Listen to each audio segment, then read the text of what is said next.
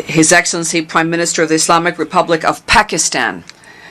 And I invite him to address the General Assembly. Bismillah ar-Rahman ar-Rahim. Iyyaka na'budu wa iyyaka nasta'in. Mr. President, Honorable Secretary General, Excellencies, ladies and gentlemen, I feel honored today to represent my country at this forum of world leaders, where we have a chance to discuss problems that the world is facing. I want to talk about a lot of problems, but just 4 today. And I especially came to this forum despite a difficult time in my country, facing challenges. I would not have come, but because I feel that there are some very urgent problems which the world must address. So first of all, I start with climate change. So many leaders have talked about climate change. But Mr. President, I feel that there is a lack of seriousness. Perhaps world leaders some of the leaders who can do a lot, do not realize the urgency of the situation. We have a lot of ideas, but as someone said, ideas without funding is mere hallucination. Pakistan, I'll give you start with my own country. Our country is amongst the top 10 nations in the world which are most affected by climate change. We depend upon our rivers. We are mainly an agricultural country. And 80% of the water in our rivers comes from our glaciers. The glaciers not just on the Pakistani side, even India. The 80% of the water in Ganges and the Indian rivers also comes from the glaciers, from the Himalayan glaciers, Karakoram, Hindu Kush. And these glaciers are melting at quite a rapid pace. We detected already 5,000 glacial lakes in our mountains. And if this keeps going, if nothing is done, we are scared that humans are facing a huge catastrophe.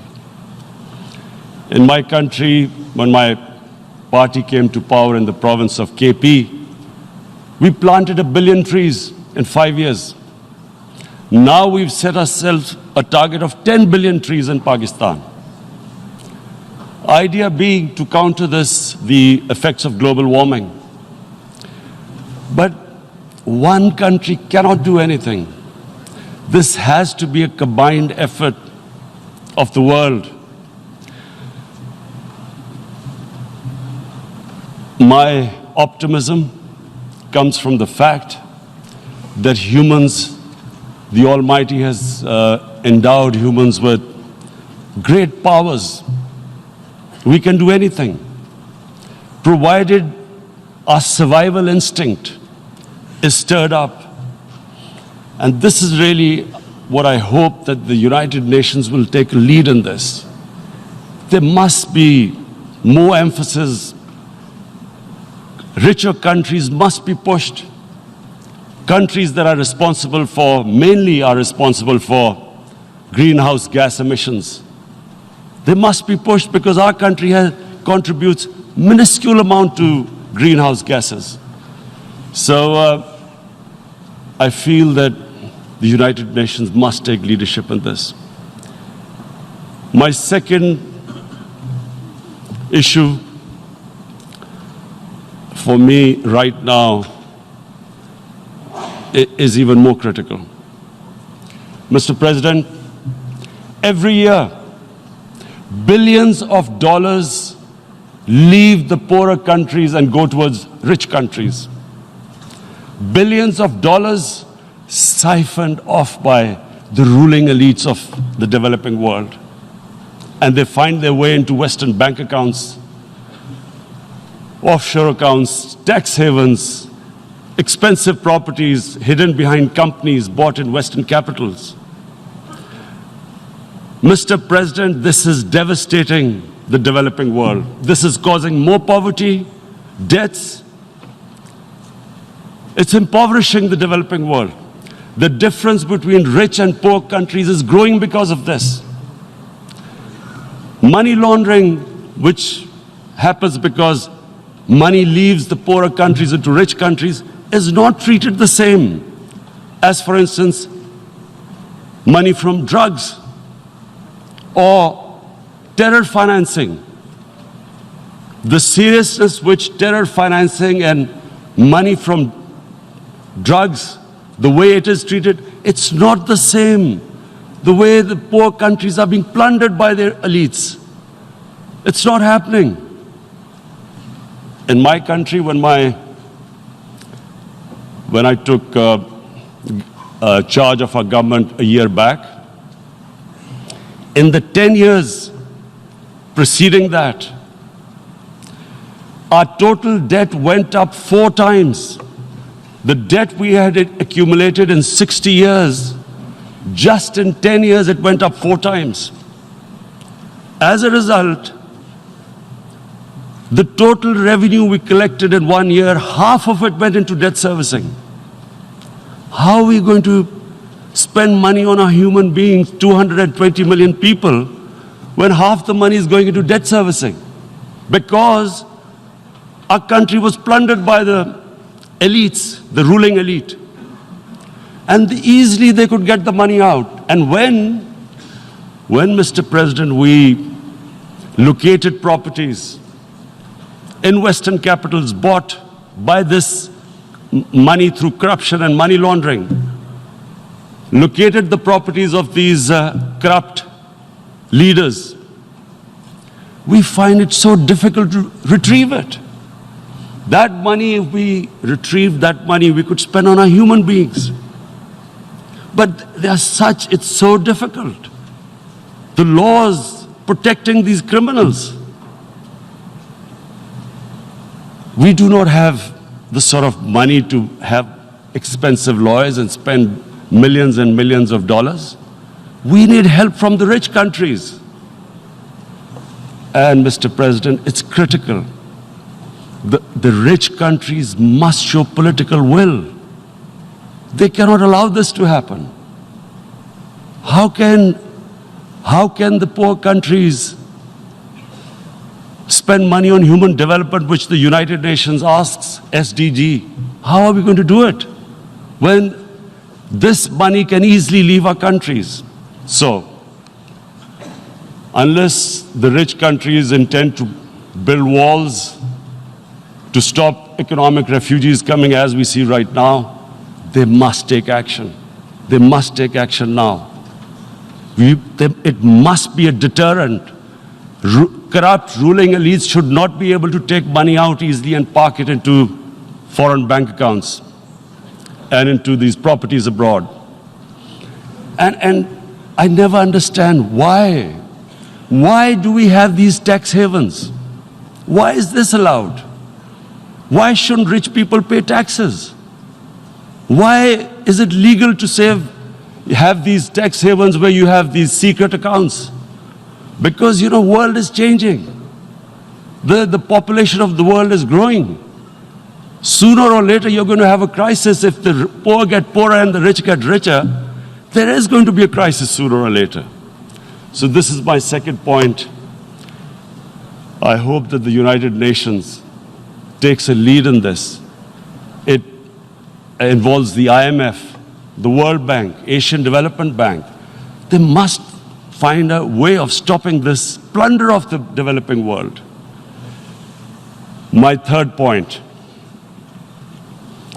is Islamophobia.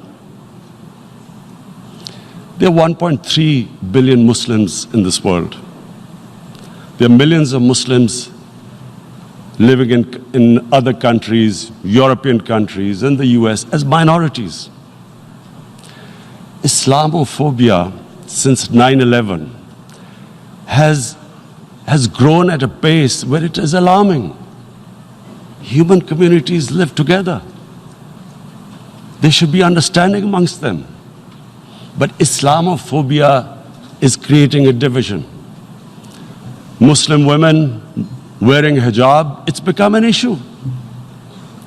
It's become an issue in some countries. Hijab is some sort of a weapon. A woman can take off her clothes in countries, but she can't put on more clothes. How is this happening? Because of Islamophobia. And how did this Islamophobia start? After 9/11. And why did it start? Because certain Western leaders equated terrorism with Islam. Islamic terrorism. Radical Islam. What is radical Islam? There is only one Islam. And that is the Islam we follow of Prophet Muhammad sallallahu alaihi wasallam. There is no other Islam. Radical Islam, Islamic terrorism, what message did they send to people in the West? And why is there Islamophobia? How is a person in New York, in the Midwest, in the US, in European capital, how is he going to distinguish between who is a moderate Muslim and who's a radical Muslim? Because terrorism has nothing to do with any religion. This Islamic terrorism, Islamic radicalism, and sadly used by leaders, this has been the main reason for this Islamophobia. And it has caused pain amongst Muslims. We in Muslim countries watch this Islamophobia traveling abroad, and it's getting worse. And may I just say, Mr. President, that in European countries, it is marginalizing Muslim communities. And we all know that marginalization leads to radicalization. Some of the people who ended up as militants in Syria and other places were from marginalized Muslim communities. And my point here is that we must address this issue. I'm sad to say that we Muslim leaders have not addressed this issue either. After 9/11, when this thing came about war against radical Islam, rather than Muslim leaders trying to explain to the West that there is no such thing as radical Islam, in all human communities, they are radicals. They are liberals and rest are moderate. All human communities, Christians, Jews, everyone has it. But Islam is not radical, neither Judaism, neither Christianity, neither Hinduism. No religion preaches radicalism. The basis of all religion is compassion and justice, which differentiates us from the animal kingdom.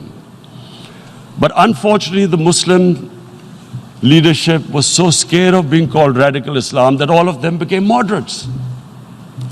In Pakistan, we were in the eye of the storm, and our government coined a phrase called enlightened moderation. No one knows what it meant, but everyone started putting on Western suits that they were moderates, started speaking. Even those who didn't know English would speak English because they were moderates. No one had a clue what it was, because we, in the Muslim world, did not explain to the West that there is no such thing as radical Islam. One of the reasons why, after 9/11, Islam was supposed to be equated with terrorism was suicide attacks. Because the 9/11 bombers did a suicide attack, all sorts of theories came up that the Muslims are involved in suicide attacks because they will get virgin in heavens. Some came up with, what about women? Suicide attackers. So this bizarre thing happened. No one explained. Suicide attacks and Islam were equated. No one did research that before 9/11, the majority of suicide attacks in the world were by Tamil tigers, who were Hindus. No one blamed Hinduism, and quite rightly. What has Hinduism got to do with what desperate people were doing in Sri Lanka? We all know we've seen films about Japanese kamikaze pilots at the end of the Second World War doing suicide attacks. No one blamed the religion. But here we were trying to prove we were moderates and not explaining to the West. But the most important thing I wanted to say here today, in explaining this Islamophobia, Mr. President, and I feel it's very important because I played professional sport in England, I spent a lot of time there, so I know how the Western mind works and how West views religion. So where the misunderstanding about Islam came. And one of the reasons it caused Islamophobia. That was, in 1989, this book was published, maligning, insulting, ridiculing our Prophet Muhammad sallallahu alaihi wasallam. And there was a reaction in the Muslim world. The West couldn't understand what was the problem. Because in the West, because I have spent so much time in the West, religion is perceived completely differently. They don't look upon religion like we do. And so, Islam was supposed to be an intolerant religion. It was against freedom of expression. And Islam took a real beating 30 years ago. I still remember it became a watershed. And every 2 or 3 years, someone would malign our Prophet, peace be upon him. There would be a reaction by the Muslims. And again, it was Islam, an intolerant religion. Again, this time, I blame a certain section of the people in the West who deliberately provoked this, knowing the impact it would have. But the majority of the people in the West didn't understand. This is where, again, Muslim leadership let the Muslims down. We should have explained to them what our Prophet, peace be upon him, means to us. So in 1 minute, I'll try and explain what he means to us. Our Prophet was the witness to the divine book, the Holy Quran. The Holy Quran is the book of guidance for Muslims, and the Prophet's life was living the Quran. He was an example of what the Quran guided us to be. So he is the ideal we all try to get to. The Prophet created the state of Medina, the first state in Islam.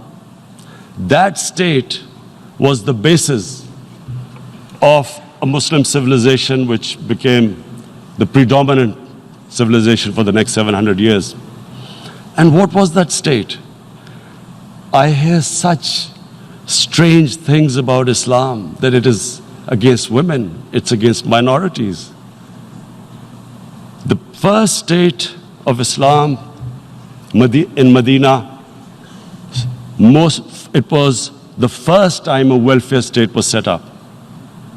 The state took responsibility of the weak, widows, orphans, poor people, handicapped. It taxed the rich, spent the money on the poor. The state announced that all human beings are children of Adam, hence equal, whatever the color of their skin. The state announced, the Prophet announced that, and slavery, the whole system depended on slavery as it did for many years in the Western societies. The Prophet said that one of the greatest deeds is to free a slave. But because the society depended on slavery, he said, but if you have to treat them as an equal member of the family. And as a result, something happened in a Muslim world which hasn't happened in any other civilization. Slave dynasties appeared. Slaves became kings.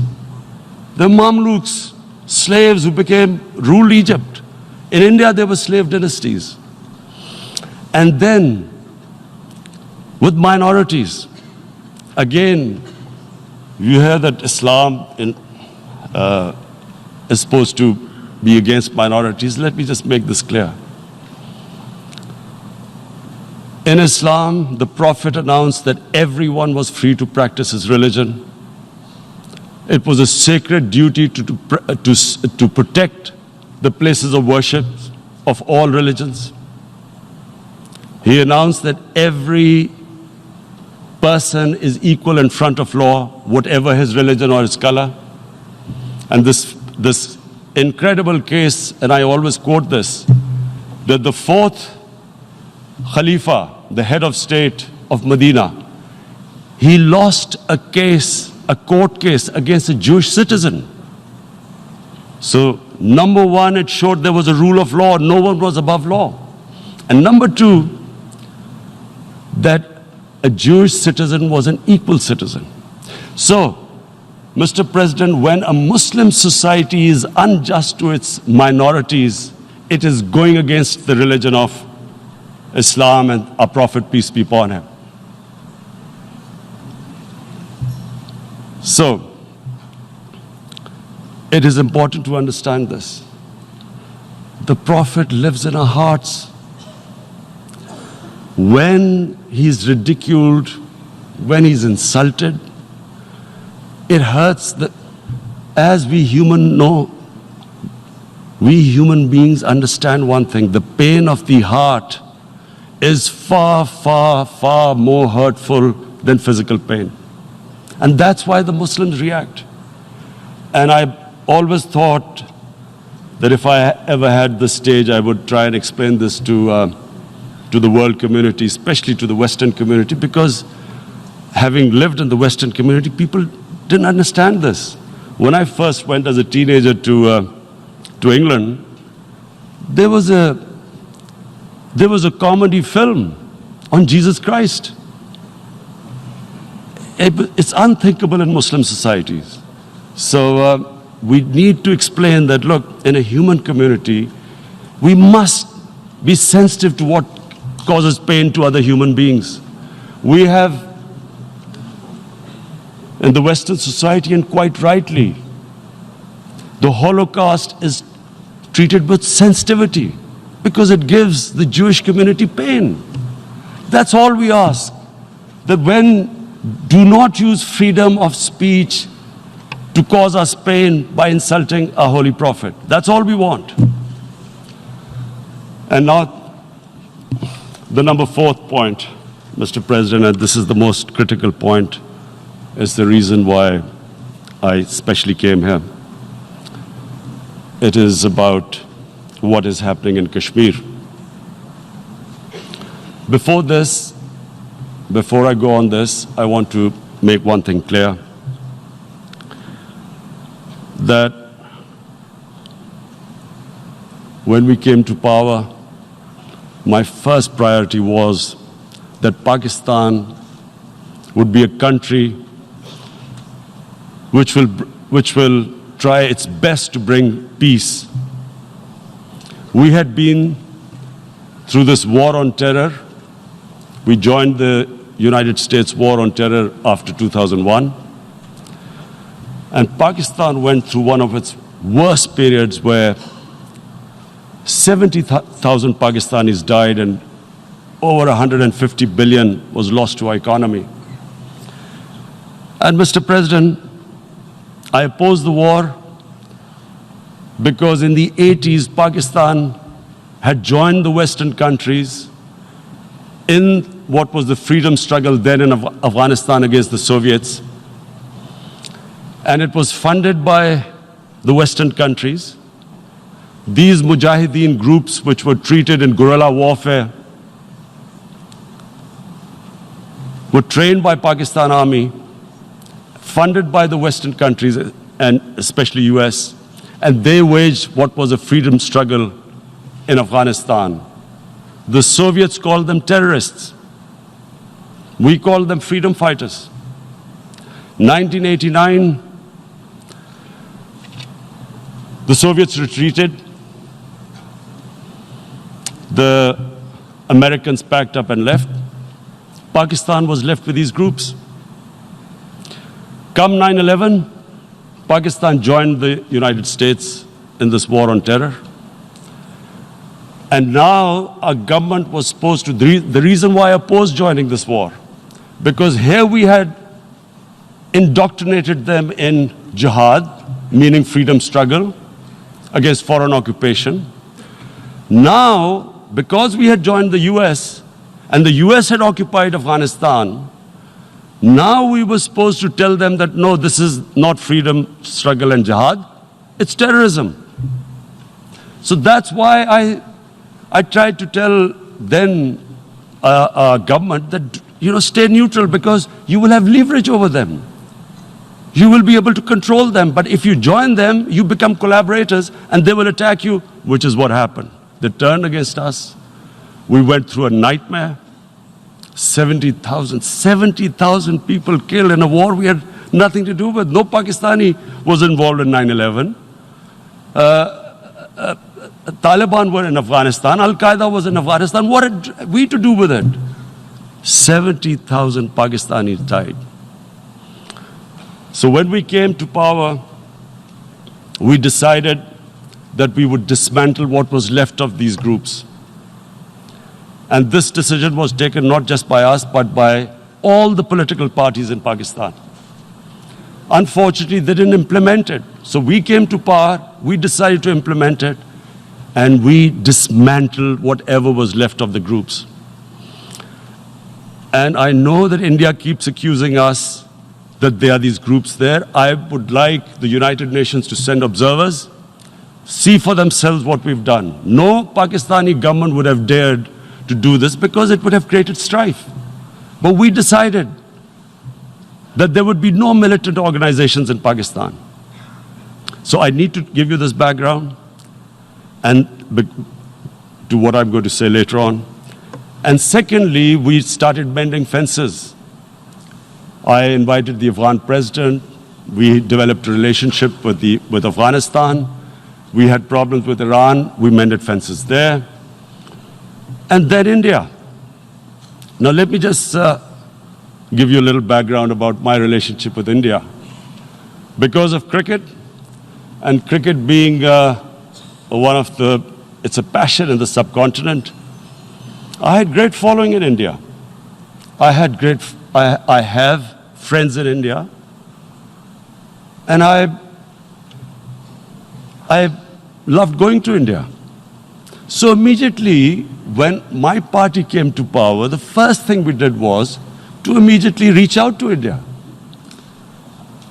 And I spoke to President Modi and I said, look, we have similar problems. Climate change, poverty, let's get together. Let's resolve our differences through trade. Let's build a relationship on trust. Prime Minister Modi told me that, there were terrorist attacks from Pakistan. I said, we have problems with you. There are terrorist attacks which we know are instigated by India in Balochistan.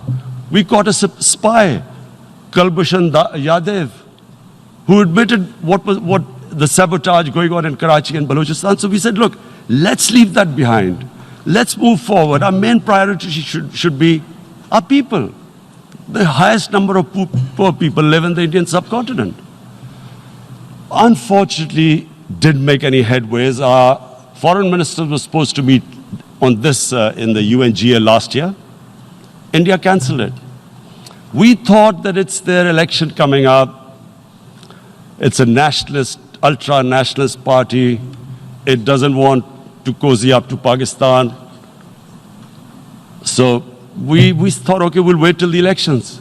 Meanwhile, a 20-year-old Kashmiri boy, whose father said was radicalized by the security forces in Kashmir, blew himself up on an Indian convoy. Immediately, India blamed us. I spoke to the Indian public on television. I said, if you give us any iota of proof, we will immediately take action, because we've clamped down on these groups. Rather than sending us any proofs, they sent their jets in, they bombed us. We retaliated. A jet, 2 of their planes were shot down, 1 pilot bailed out in Pakistan. We immediately returned the pilot, saying that, look, we do not want any escalation. Rather than taking that as a peace gesture, the entire campaign, almost the entire campaign of Mr. Modi in the election was how he had taught Pakistan a lesson that jets had killed 350 terrorists. Complete lie. They had just killed about 10 trees of ours, which was quite painful given that, we are growing all these trees. He then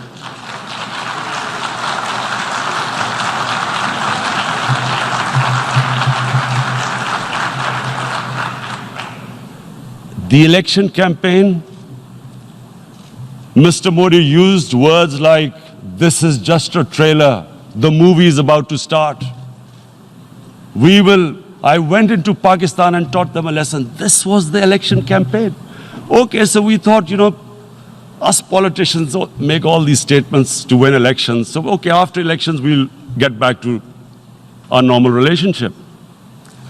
Well, the moment the elections ended, we approached India, no response, but then we discovered they were trying to push us in the FATF blacklist to bankrupt us. That's when we realized there was an agenda. And that agenda became obvious on the 5th August when India went against 11 United Nations Security Council resolutions which say that Kashmir is a disputed territory and the people of Kashmir have the right of self-determination. They went against that. They went against Simla Accord, which is about bilateral, sorting out our differences through bilateral means, went against that. They actually went against the Indian Constitution. Illegally, they revoked Article 370, which gave Kashmir the special status. They got an extra 180,000 troops there. Total number of security forces in Kashmir now are 900,000. And they put 8 million people of Kashmir under curfew.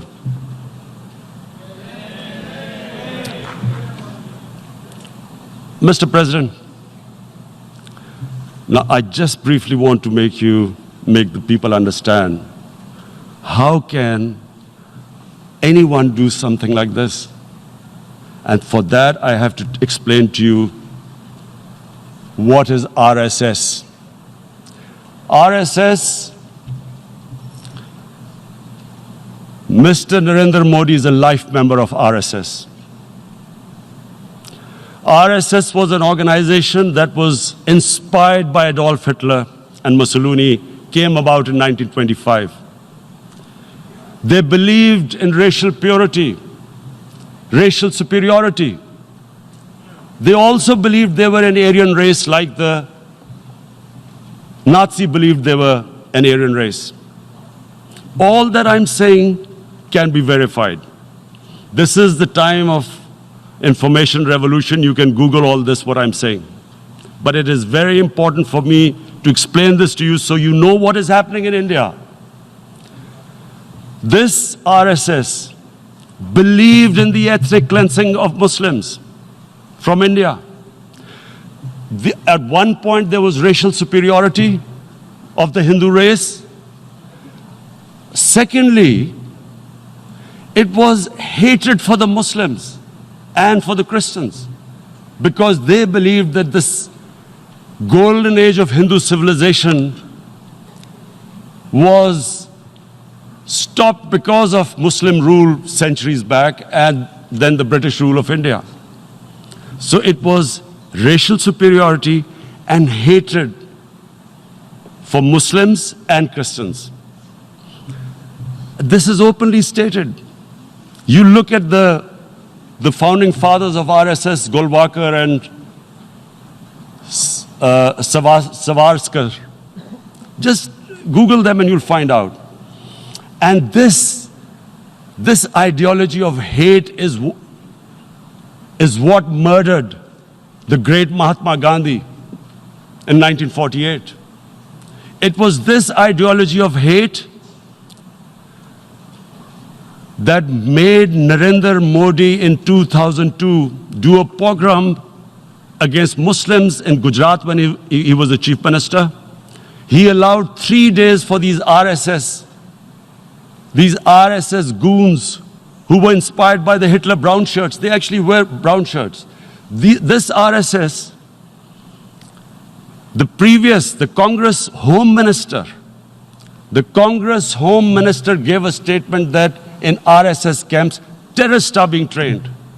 And these terrorists butchered 2,000 Muslims and 150,000 Muslims were made homeless. Narendra Modi could not travel to the US because of that. And I need to make you understand this background before I explain to you that what sort of a mindset would lay siege to 8 million people with 900,000 troops. Women, children, sick people, locked in as animals. In fact, of what I know of England, if 8 million animals were locked in, the RSPCA would have made a lot of noise about it. These are human beings.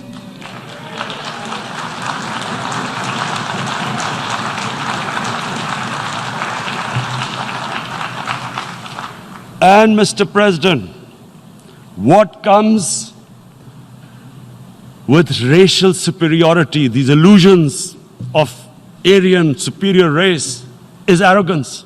The two go together.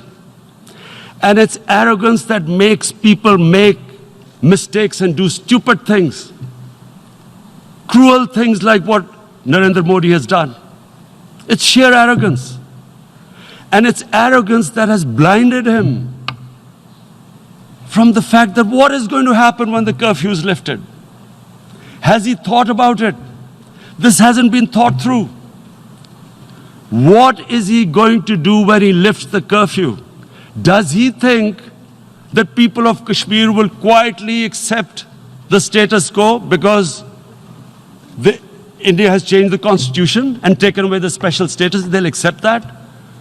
Mr. President, 100,000 Kashmiris have died in the past 30 years because they were denied the right given by the United Nations, the right for self-determination. 100,000 have died and 11,000 women have been raped. There are 2 human rights, United Nations human rights reports on this. The world hasn't done anything because India is a huge market, 1.2 billion people. Sadly, the material prevails over the human. But this has serious consequences. Again, I repeat, that's why I'm here. Look, what is going to happen when the curfew is lifted will be a bloodbath. The people will come out. There are 900,000 troops there. They haven't come to, as Narendra Modi says, he's done this for prosperity of Kashmir. This is supposed to be for the development. These 900,000 troops, what are they going to do when they come out? There'll be a bloodbath. Has he thought it through what happens then? Mr. President, has anyone thought that what happens when there is a bloodbath? What do you think the impact will have on people of Kashmir? What do you think they will think? The way they have been boxed in their houses, treated like worse than animals, no rights. Thousands of all the political leadership has been arrested, taken out of Kashmir. Even those Kashmiri leaders who were pro-India have been taken out. 13,000 boys have been picked up and taken to God knows which destinations. So what do they think? What will the people of Kashmir do when they lift the curfew? They will be out in the streets. And what will these soldiers do? They will shoot them. They've already used pellet guns, blinded young boys. In the last 6 years, the 5 years, the oppression that has gone on in Kashmir. And so, Kashmiris will be further radicalized. Mr. President, there will be another Pulwama. And guess what? India will blame us. They're already blaming us. They're saying all this is happening because of Pakistan. One of their defense ministers said there are 500 terrorists lined up on the border to go in. Why would Pakistan send 500 terrorists when there are 900,000 troops? What impact are they going to make? What will they do? And why would? Don't we know that the moment there is some terrorist attack, all that will happen is there will be further cruelty and oppression of the people of Kashmir. We will just give the 900,000 troops to further crush the people of Kashmir. And then we'll give the Indian government an excuse that, look, Pakistan is a terrorist state, and this mantra that has gone on, Islamic terrorism. The moment you use this catchword, Islamic terrorism, the whole world turns away. No one talks about human rights. You can do whatever you want, which is what has happened in Kashmir, because they keep using this word, Islamic terrorism. And this is what they're doing right now. What do we benefit from further increasing the cruelty on the people of Kashmir? And why would we want this? But there is no other narrative left for India. As when they lift the curfew, whatever happens, Pakistan will be blamed, and there is always a danger of another Pulwama. They might come and bomb us again, and then another cycle might start. And what does Narendra Modi think? That 180 million Muslims of India are thinking right now. Aren't they watching these Kashmiris stuck inside for 55 days they've been stuck in? Aren't they watching? What do you think? Don't you think that the Muslims will be radicalized in India? And I'm talking about 180 million people. And when they get radicalized, there will be some incident in India somewhere down the line. Again, we will be blamed. And I'm warning you right now, again, we will be blamed. And Mr. President, what about 1.3 billion Muslims who are watching this? And they know that it is only happening in Kashmir because they're Kashmiri Muslims. This is not happening to Kashmiri Hindus. They know that this is happening because of their religion. So what do you think they will be thinking? What do you think the Jewish community would think if they were, forget 8,000 Jews stuck like this? What do you think Europeans would think? What do we think? I mean, any human community, if their members are stuck like that, what do you think they will think? Are we a children of a lesser God? Is it not going to cause us pain? And then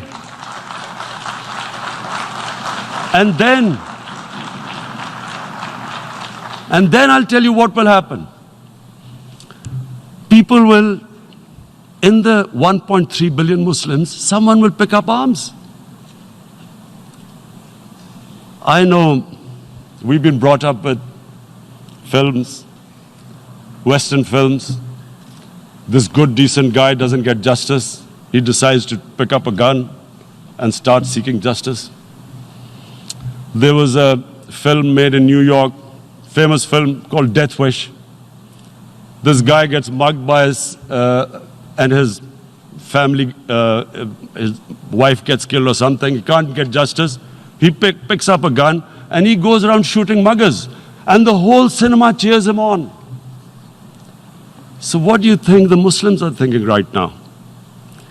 If there is a bloodbath, there will be Muslims becoming radicals, not because of Islam, but because of what they will see, that there's no justice when it comes to Muslims.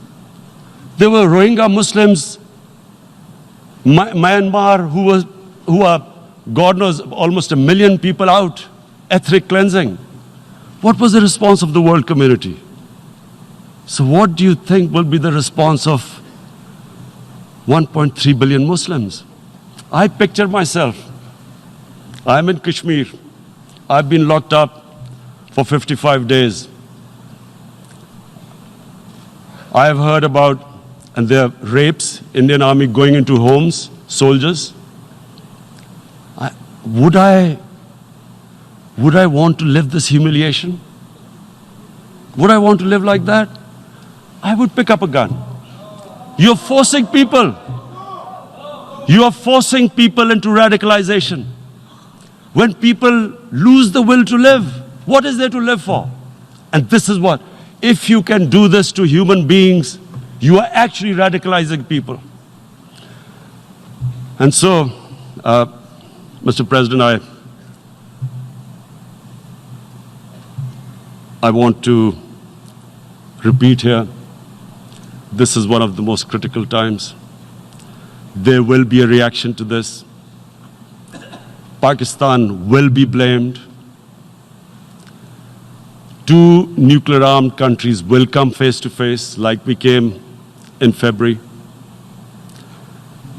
And before we head in that direction, the United Nations has a responsibility.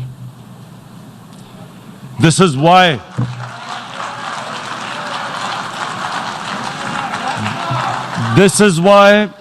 the United Nations came into being in 1945.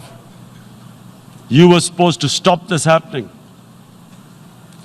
I feel we are back to 1939. Munich. Czechoslovakia has been taken, annexed. What is the world community going to do? Is it going to appease a market of 1.2 billion, or is it going to stand up for justice and humanity?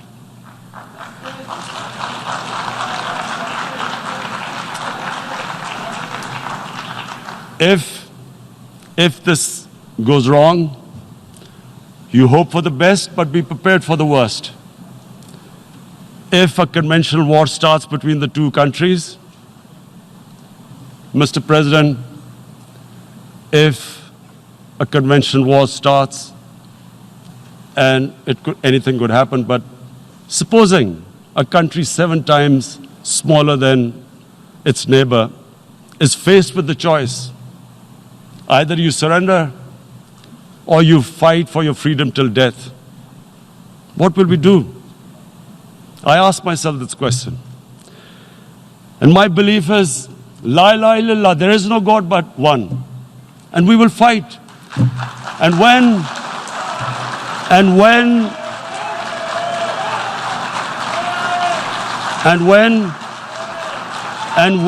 a nuclear-armed country fights to the end, it will have consequences far beyond the borders.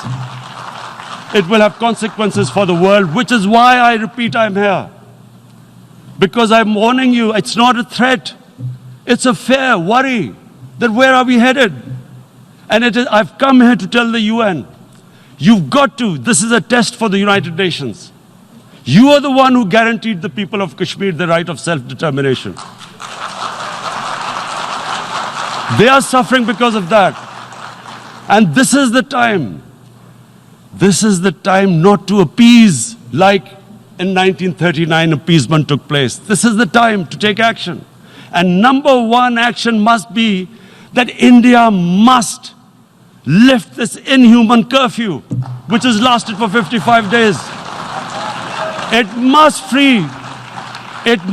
free all political prisoners, and especially those 13,000 boys that have been picked up. Parents don't know where they've disappeared. And then the world community must give the people of Kashmir their right of self-determination. Thank you.